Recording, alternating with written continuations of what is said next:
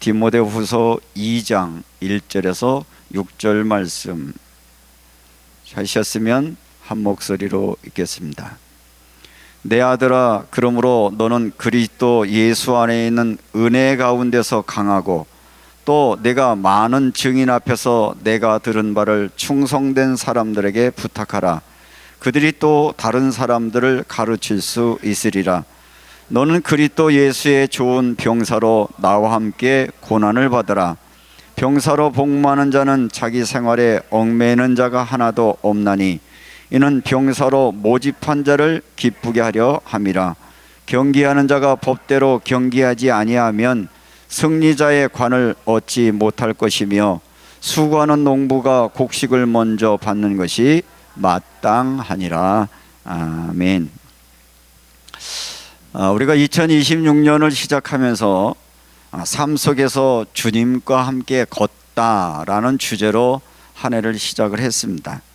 그 한 해를 시작을 하면서 사실은 이게 앞에서도 말씀드린 것처럼 구호나 표어가 아니라 그러면 주님과 함께 우리의 일상의 삶을 어떻게 살아갈 것인가 라고 하는 것들을 여러분들이 하루 속에서 적용하고 실천하는 것이 필요한데, 한번 오늘 이 예배하는 시간 여러분들이 일주일을 사시면서 주님과 정말 여러분들이 24시간 함께하는 은혜의 삶을 실질적으로 실천하셨는가 한번 돌아보는 시간 됐으면 좋겠고요.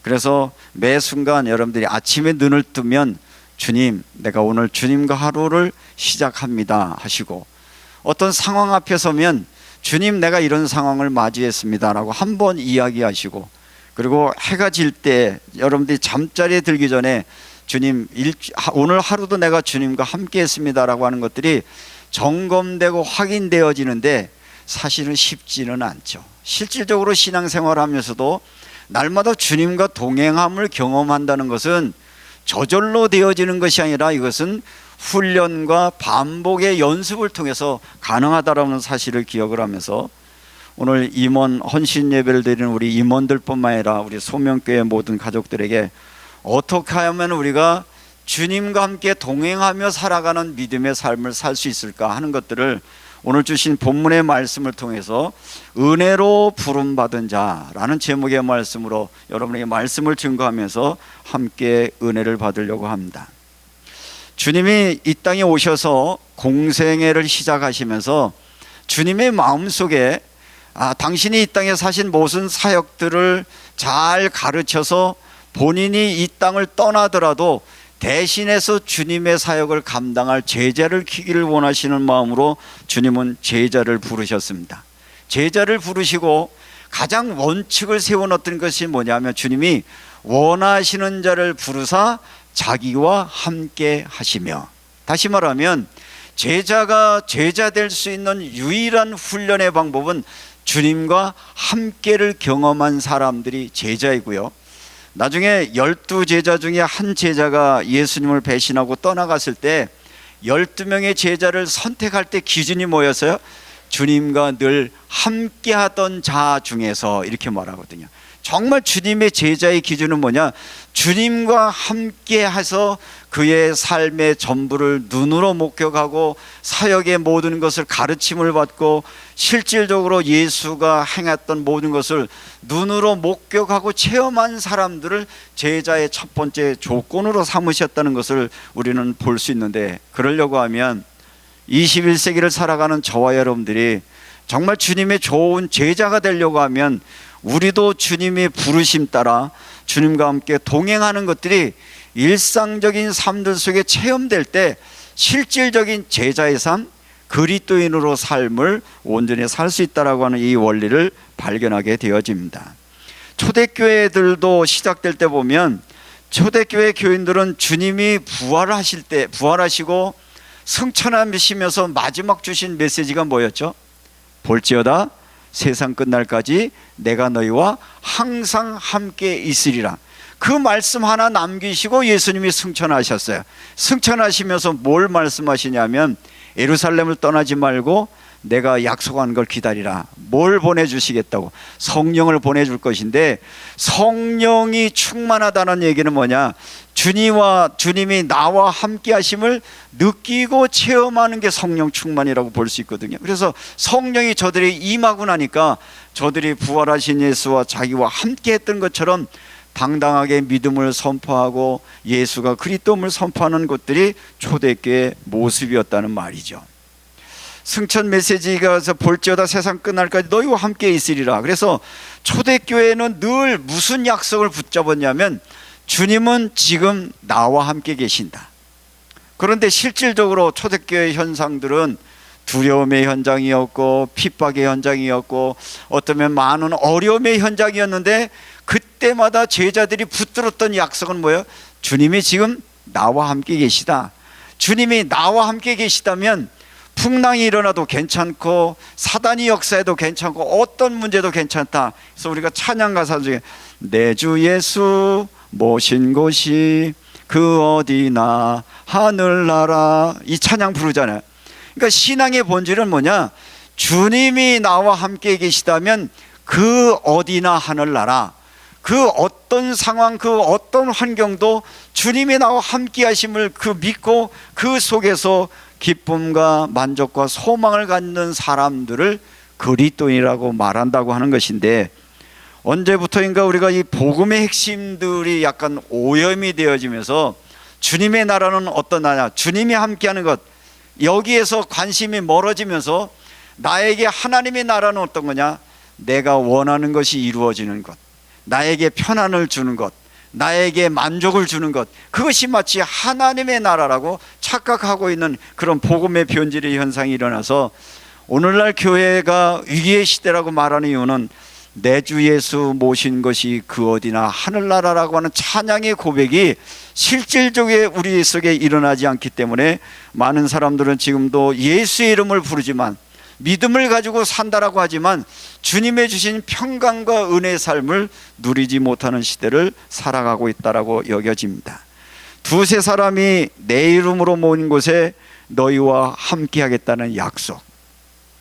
저는 예배 전에 강대상에서 말씀을 묵상하고 같이 찬양을 할 때마다 제 마음속에 확인되는 말씀, 이곳에 주님이 우리와 함께 계시다. 성령으로 우리와 함께 계시다. 그러니까 여러분들은 이 예배 자리가 단순하게 우리끼리 모인 자리가 아니잖아요. 이 공간에 모인 이 이유가 뭐냐? 지금도 하나님의 성령이 우리를 보고 계시고 우리를 만지시고 우리와 함께 있고 있던 그 믿음 때문에 이곳이 왔기 때문에 이곳을 가리켜서 우리가 성전이라고 말하는 거야. 하나님이 계신 곳, 지금 이곳에 역사하시는 하나님의 은혜 가운데, 그래서 여러분들이 부르는 찬양, 여러분이 드리는 기도, 여러분이 듣는 모든 말씀을 통해서 하나님의 임재함을 경험하는 축복이 여러분들 속에 있기를 주님의 이름으로 축복합니다. 이 은혜를 만끽한 신앙의 사람 중에 한 사람을 얘기하라면 사도 바울입니다. 사도 바울은 입만 열면 가장 제일 먼저 고백하는 게 뭐냐? 예수는 나의 그리스도, 예수 나의 주, 나의 구세주. 그래서 그렇게 얘기를 하면서 예수가 나의 구원자, 나의 주라고 얘기하는 것은 단순하게 입으로만 예수 나의 주라고 말하는 것이 아니라, 갈라디아서 2장 20절 바울의 고백에 보면 이렇게 고백하고 있죠. 내가 그리스도와 함께 십자가에 못 박혔나니 그런즉 이제는 내가 사는 것이 아니요 오직 내 안에 그리스도께서 사신 것이라. 내가 육체 가운데 사는 것은 나를 사랑하사 나를 위하여 자기 자신을 버리신 하나님의 아들을 믿는 믿음 안에서 사는 것이다. 바울이 존재해야 되는 이유냐? 내 안에 예수 계시다. 지금도 날 사랑하신 그 하나님의 아들 구세주 예수 그리스도가 나와 함께 계시기 때문에 바울은 그래서 어떤 상황이 와도 우겨싸움을 당하지 아니하고 거꾸로 트림을 당하지 아니하고, 그러면서 고백하는 건 뭐예요? 내게 주신 모든 것들은 나는 만족하고 감사할 수밖에 없다. 범사에 감사하다. 나는 매일 기쁘다. 왜? 주님이 나와 함께 계시기 때문에 나는 그 기쁨으로 기쁘다라고 말하고 있습니다. 우리도 한번 이렇게 고백해 봤으면 좋겠어요. 주님 내 안에 계시다. 주님 나와 함께 계시다. 이거를 확인하는 시간이 은혜의 시간이어야 해요. 이것들을 또 확인하는 시간이 기도 시간인 거예요. 주님이 나와 함께 하심을 확인하기 위해서 성경을 읽는 거예요. 성경 읽는 이유가 뭐예요? 하나님이 지금도 나와 함께 계심을 믿기 위하여. 왜냐하면 우리는 자꾸 불신앙에 빠지기도 하고 펼쳐지고 있는 환경 때문에 우리의 마음속에 있었던 옛날의 감정의 찌꺼기들, 우리의 생각들이 불신앙하게 말고 염려하는 우리에게 그것에서 벗어나 주님이 나와 함께 하심을 확인하는 시간인데, 그래서 오늘 이 시간에 헌신 예배를 드리는 우리 임원들과 우리 성도들에게 주님은 말씀하고 있습니다. 주님 지금 이곳에 우리와 함께 계시다. 우리와 함께 하심을 믿는 믿음의 사람들이 우리에게 맡겨진 직분을 생각할 때, 직분을 잘못 생각하면 어떤 분이 이렇게 직분 땄다 그러더라고요. 직분을 따는 거예요. 장로 따는 거예요. 권사 따는, 그게 아니잖아요. 하나님의 은혜가 임하고 나니까 하나님의 부르심을 받고 내가 순종함으로 그 직분을 받아들이는 것이 우리의 신앙이라고 하면, 직분이라고 하는 것은 내 명예나 내 이름을 드러나는 자리가 아니라 예수 그리스도를 증거하고 증명하는 자리라고 하는 것을 다시 한번 확인하면서 오늘 본문의 말씀을 통해서 주시는 주의 음성을 듣기를 소망합니다. 오늘 이 말씀을 증거하면서 사도 바울은 자기가 가장 사랑하는 제자가 있었어요. 그 제자가 디모데였거든요. 그래서 이 디모데를 호칭할 때 2장 1절을 보니까 내 아들아 그래요. 이 아들이라고 그러니까 무슨 상하관계라고 하는 게 아니라 내가 낳았다는 얘기예요. 여러분들이 한 자녀를 낳기까지 얼마나 수고와 애씀이 있습니까? 이렇게 수고가 애쓰며 낳는 이 자녀, 그 자녀가 뭐냐? 나를 위하여 또 이 복음을 전할 자인데, 이 사랑하는 이 아들 디모데에게 얘기를 하면서 뭐라고 얘기하냐면, 내 아들아, 그러므로 너는 그리스도 예수 안에 있는 은혜 가운데 강하고 라고 부탁했다는 말입니다. 이 말이 언뜻 듣기에는 그냥 뭐 상투적인 이야기로 들려지만, 이 바울의 이 중심의 마음속의 이야기는 뭐냐? 너 내 제자가 됐으니 너 열심히 해, 힘내, 최선을 다해, 이렇게 부탁하는 얘기가 아니라, 내가 내게 맡겨주신 그 사역을 감당하려고 하면 먼저 은혜의 자리에 서라. 은혜가 내게 임해야 그 일을 감당할 수 있는 것이니까 너는 그 은혜 안에서 강하라라고 말한다라고 하는 그 바울의 마음의 중심이 있다는 것입니다. 강해져라 라고 하는 것인데, 너 열심히 해라, 장해져라, 내 성품이 좋으니, 내 직분을 맡았으니 내가 열심히 해라가 아니라 먼저 은혜 가운데 내가 강하게 될 때 내게 맡겨진 직분을 잘 감당할 수 있을 것이다라고 하는 원론적인 부분들을 이야기하고 있는 것입니다. 그래서 은혜 안에 강하라고 말하는 이 안엔 은혜 안에 머물 때 내게 맡겨진 직분들을 기꺼이 감당할 수 있는 근원이 어디서 오냐라는 것을 봅니다. 때때로 우리는 어떤 사람들이 사역을 하면서 굉장히 많은 좋은 성과를 내는 경우가 있어요. 그래서 사람들은 결과물만 보고 어떤 사역을 평가할 때가 많은데, 사실은 사람에 따라서 재능이 각각 다를 수 있어요. 예수 그리스도의 이름 아니고도 개개인에게 주신 재능이 있는 사람이 있거든요. 예를 들면 사랑관계를 잘하는 사람이 있잖아.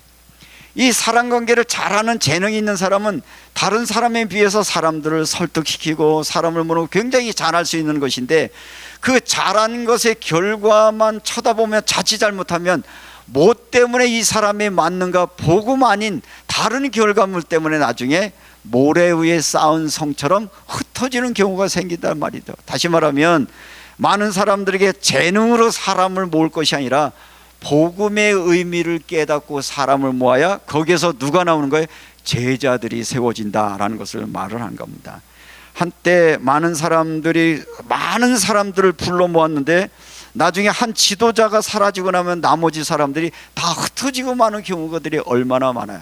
그런 면에서 보면 교회라고 하는 것은 예수 그리스도의 은혜 가운데 강해서 그 지도자가 떠나도 누가 남는, 예수가 남을 수 있는, 예수의 복음을 심을 수 있는 사람들이 정말 주님이 원하는 제자라고 하는 것을 말하고 있는 것입니다.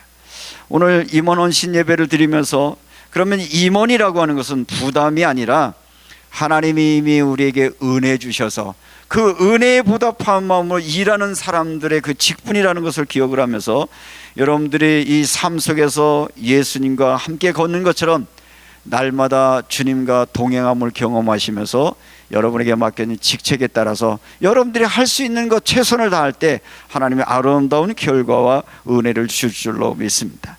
저는 오늘 이 말씀을 준비하다가 하나님과 동행이 얼마나 소중한 거라고 하는 것들을 간접적으로 했는데, 어떤 연예인 한 사람이 자기 가족 이야기를 하면서 한때 여러 가지 인기가 져서 돈이 많고 해서 미국의 자녀들을 유학을 보내고 자기는 기러기로 살았다는 거야. 그래서 뭐 아이들도 잘 키우고 했는데 지금도 두고두고 후회하는 것 중에 하나는 아이들이 좋은 직업을 갖고 좋은 일들을 잘하는 것까지 좋지만 그 아이들이 성장할 때 함께하지 못한 게 두고두고 후회된다고 해야겠다. 가족과의 관계 속에서 가장 중요한 건 뭐예요? 함께 그 시기를 경험하는 것, 누린 것이어서 이제 어느 정도 성인이 돼서 함께 모였는데 가족이 평상시 늘 보고 싶고 했는데 같이 살다 보니까 어떤 문제가 오냐? 불편해지기 시작하더래요. 여러분, 함께하는 경험이 없으면 아무리 사랑하는 자녀도 불편해지기 시작해요. 신앙을 여기에 접목하면 여러분들이 예수님 은혜입니다, 하나님 감사합니다, 그런데 하나님이 여러분과 함께함이 불편하다면 사실 실질적인 신앙은 아니에요. 주님이 24시간 나와 함께하는 것이 자연스럽게 준비되어질 때 여러분들은 날마다 그분이 공급하신 은혜의 주인공이 될 줄로 믿습니다. 그래서 사도 바울은 디모데에게 하나님의 은혜 가운데 강하려고 하면 어떻게 해야 되느냐라고 하는 걸 통해서 비유의 예를 들었는데, 그것이 군인 얘기를 했고 경기하는 자, 농부의 비유를 들어서 하나님의 은혜 가운데 거하는 사람의 태도를 우리에게 말씀해 주고 있습니다. 첫 번째로, 너는 예수의 좋은 병사라고 하는 말은 너의 정체성에 대한 이야기죠. 사역자가 된다는 것은 뭐냐? 나는 예수의 좋은 군사로 부름받았다라고 하는 하나님의 부르심의 그 정체성이 정리된다는 말이죠. 그래서 그리스도 예수의 좋은 병사로 나와 함께 고난을 받으라 라는 말은, 내가 좋은 군사가 되려고 하면 철저한 훈련의 과정을 겪어야 나와 동행하고 나의 좋은 군사가 될 수 있다라고 말하는 것인데, 대부분 군대 갔다 온 사람들이 하는 이야기가 뭐예요? 자랑합니다. 뭘 자랑하죠?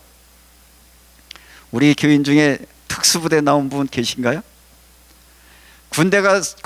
군인들이 제일 자랑하는 것은 뭐냐? 고생한 것 자랑하는 게 군인들의 자랑이야. 그러면서 뭐라 그래요? 내가 그 고난과 고통을 잘 이겼다. 이겼다는 이야기는 뭐예요? 그걸 이기고 나니까 어떤 장애물이 어떤 문제가 와도 나는 그걸 해결할 수 있는 능력을 부여받았다는 것을 자랑하는 것들이 군인들의 모습이란 말이죠. 환경 극복은 기본이다. 어떤 면에서 보면 우리의 신앙생활이라고 하는 것은 영적 싸움이에요.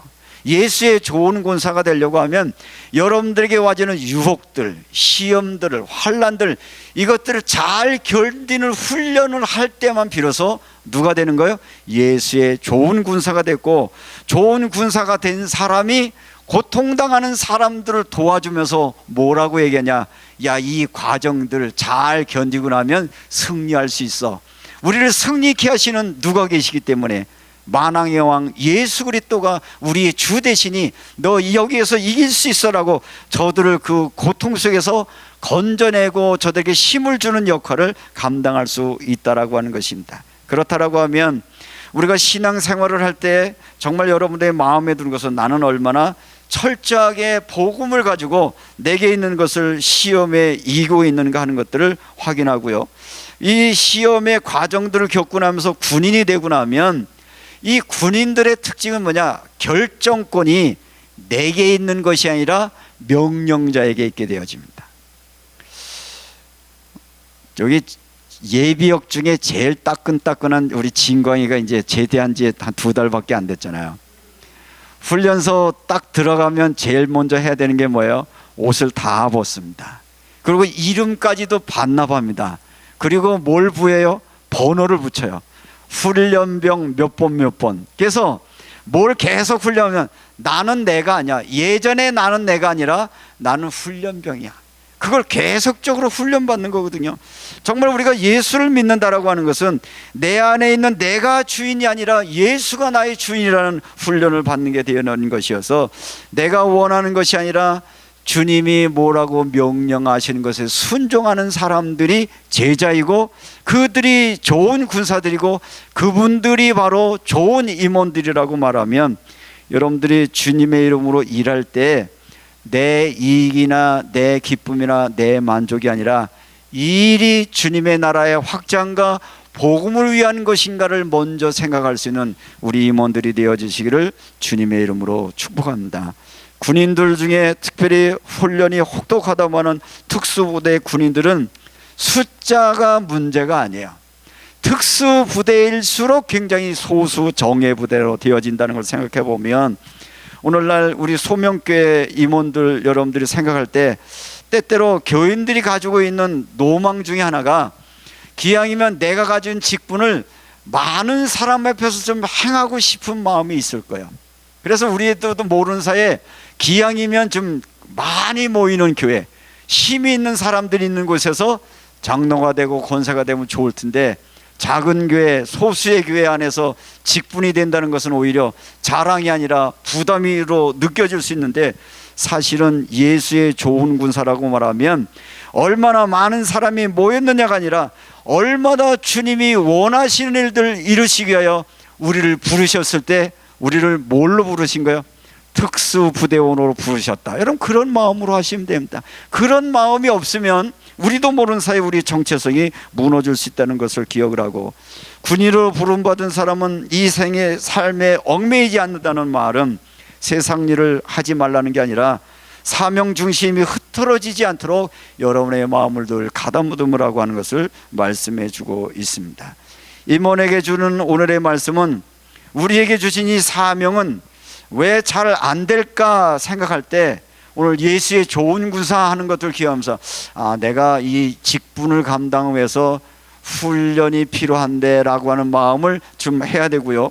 정말 좋은 군인은 훈련된 교인이 정말 좋은 교인이 될 수 있고 좋은 군사가 될 수 있는 것처럼 앞으로 이 일들을 하려고 하면 여러분들이 그동안 경험이 아니라 조금 더 훈련되고 조금 더 주님의 뜻을 분별하는 걸 통해서 이 일들을 잘 감당할 수 있는 은혜가 있기를 주님의 이름으로 축원합니다. 군인 얘기가 나왔으니까 군인은 분명한 자기의 삶의 방향이 중요해야 돼요. 군인이 마음 먹었을 때 군인이 된다는 말은 무슨 마음이에요? 내가 나라와 국가를 위하여 내 목숨을 버리겠다는 각오가 있어야 되거든요. 그런데 이 군인이 실질적으로 이 부분을 놓쳐버리면 자기 진급에만 마음이 쏟아지면 참 군인 아닌 경우를 맞이하게 돼요. 우리가 이번에 그 계엄령 선포될 때 군인들이 두 부류로 나눠져요. 그죠? 계엄령이 되어지고 나면 너 이 자리 줄게 저 자리 줄게 그러니까 자기 그 많은 별다른 사람들 거기 다른 사람이 있고 이거는 군인이 해야 될 일은 아니지 않냐. 군인이 이런 국가를 위해서 하는 것인데 개인에게 충성하는 것은 아니지 않느냐고 해서 거기에 적극적으로 참여하지 않고 소극적으로 참여하고 반대했던 군이어서 군인을 평가할 때 진급과 자기의 유익을 위한 군인과 정말 국가와 나라를 위한 참 군인으로 구별되는 경험을 보면서 정말 우리가 신앙생활할 때도 나의 믿음이 내가 맡은 직분이 정말 복음과 교회를 위한 것인가 나의 유익과 나의 명예를 위한 것인가 하는 것들 생각해 보면서 이 일을 잘 감당할 수 있는 은혜가 여러분에 있기를 바랍니다. 두 번째로 얘기하는 것이 경기하는 선수가 법대로 경기하는 선수다는 것은 무엇을 할 때 방식의 훈련이라는 거예요. 결과도 좋지만 과정이 굉장히 중요하다. 우리 한국 사회가 놓쳐버린 부분이요, 결과의 어떤 목적 중심의 모든 사고가 되니까 결과만 좋으면 과정이 나빠도 다 묵인하는 게 돼버렸어요. 그런데 성경의 원리는요, 이 결과도 중요하지만 과정을 중요시 여기는 것이 복음의 가치관이랍니다. 그래서 성경은 이렇게 말합니다.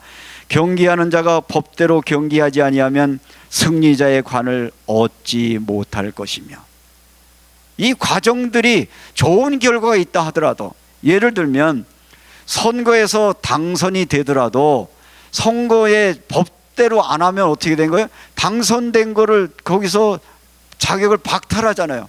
그런 원리에 대한 부분들을 인정하지 않으니까 우리 한국에 일어나는 사회 현상들, 그저 결과만 좋다면 과정은 막 법을 어기고 과정을 어기고 모든 것 복음과 상관없는 모습으로 살아가는 것들을 지적하고 있는 것이어서, 정말 승리하는 마라톤 선수는 자기의 좋은 성과를 위해서 지름길을 선택하지 아니하고 그 대회에서 주관하고 있는 코스의 정도를 따라 걸어가는 사람들이라고 얘기하는 것입니다.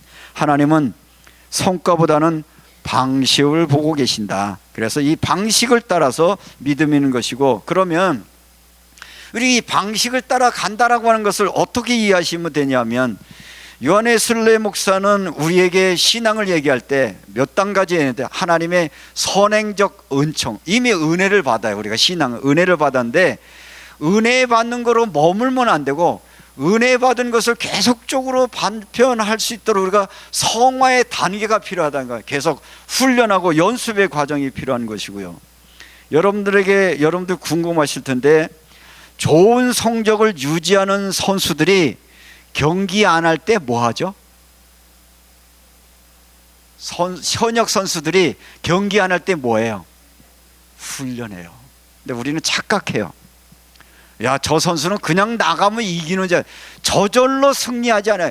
끝없이 자기를 연마하고 자기를 훈련하고 자기의 기술을 닦고 계속적으로 훈련하는 사람만 경기에서 승리자로 남을 수 있다는 것인데, 그렇다라고 말하면 믿음의 길을 가기를 원하는 사랑하는 성도 여러분, 사랑하는 우리 임원 여러분, 여러분들의 마음속에 나는 경기하는 선수야 라는 마음 할 때 여러분에게 뭐라고 말하면, 나는 끊임없이 하나님의 은혜를 공급받는 훈련이 나에게 필요한데, 우리에게 은혜가 임하는 은혜의 방편이 뭐냐? 늘 말씀과 가까이 할 때, 늘 기도 가운데 하나님의 은혜가 우리가 임할 때, 그리고 여러분들 우리가 모일 때마다 성만찬에 참여하기도 하고 공동체 안에 함께 사랑의 힘으로 모일 때, 그때 우리에게 끊임없이 하나님의 은혜가 임한다는 사실을 기억하면서, 오늘 특별히 2장 1절에 있는 것처럼, 그러므로 너는 그리스도 예수 안에는 은혜 안에 강하고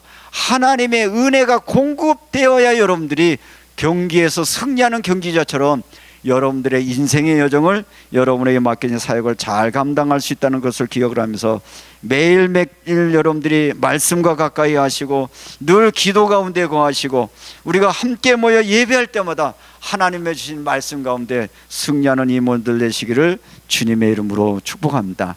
그래서 예배 생활의 가장 기본적인 원리, 주일날도 말씀드린 것처럼 최소한도 여러분들이 1년에 52주를 온전히 예배자로 성공하는 게 굉장히 중요해요. 온전히 여러분들이 예배, 그 장소가 어디게 됐든, 그래서 가능하면 임원들은 내가 나에게 몸담고 있는 교회에서 내가 온전히 예배자로 살겠다는 그런 결심이 여러분들이 있으셔서 그거와 함께 더불어 주의 맡겨진 일들을 잘 감당하시기를 주님의 이름으로 축복합니다. 세 번째는 수고하는 농부의 이야기를 말합니다. 이 농부를 말하는 이유는, 사역을 할 때 놓치지 말아야 되는 것, 농부의 특징은 뭐냐? 씨앗을 뿌려놓고 금방 결과를 원하지 않아요. 다시 말하면 인내의 훈련이 필요하다. 오늘날 많은 사람들이 주의 일하다 실망하는 이유가 뭐냐? 왜 결과물이 안 나오냐는 거예요.